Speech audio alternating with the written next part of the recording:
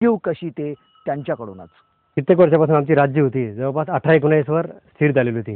महत्त्वाचं म्हणजे ह्या बागाविषयी तुम्हाला एक सांगायचं असं की हा बाग लागवड केल्यावर जवळपास 3 आठवडे पाऊस गायब झाल्यामुळे मला असं वाटलं की हा बाग काढून टाकावा असं वाटलं मला. त्याचवेळी माझे मित्र निखिल चौधरी हे मला भेटले व त्यांनी मला बाग न काढण्याचा सल्ला दिला व त्यामुळे मी हा बाग ठेवण्याचा निर्णय घेतला व त्यांच्या शेड्यूलप्रमाणे डोसेज मी त्यांच्याकडून लिहून घेतले सर्व. व सुरुवातीला या बागाची रास मला जवळपास वडील जेव्हापासून करताय तर त्या बागाची रास मला 18 ते 19 ची रास यायची सुरुवातीला. पण प्लॅन्टो वापरल्यामुळे मला जवळपास 27 ते 28 ची रास येईल असं मला वाटतंय. व हे जे शक्य झालेलं आहे हे प्लॅन्टोमुळे शक्य झालं आहे. वेळेवर त्यांनी जे सांगितलेले डोसेज होते त्यामुळे मला हे सर्व काही शक्य झालेलं आहे. आता हा जो आपण बाग बघतोय ह्या बागाचं जे खोड आहे हे आपली याची लागवड खोडापासून कंदापासून केलेली आहे.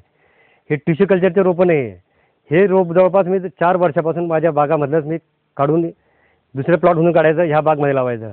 हे जवळपास मी 4 ते 5 वर्षापासून या बागातच हे खोड फिरवतो मी इथल्या इथे.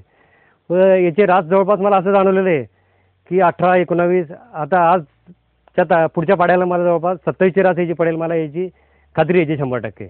प्लॅन्टोवरचा माझा जो खर्च ह्या बागावर झालेला आहे जवळपास 3 रुपयापर्यंत माझा खर्च हा ह्या प्लॅन्टोची ट्रीटमेंट घेतल्यामुळे मला लागलेला आहे. व याच्यामुळे एक फायदा मला असा झालेला आहे की रासमध्ये जवळपास माझी 7 ते 8 किलोची रास वाढलेली आहे.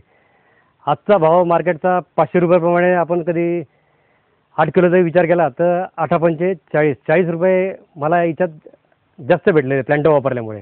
केळीची लागवड उशिरा करून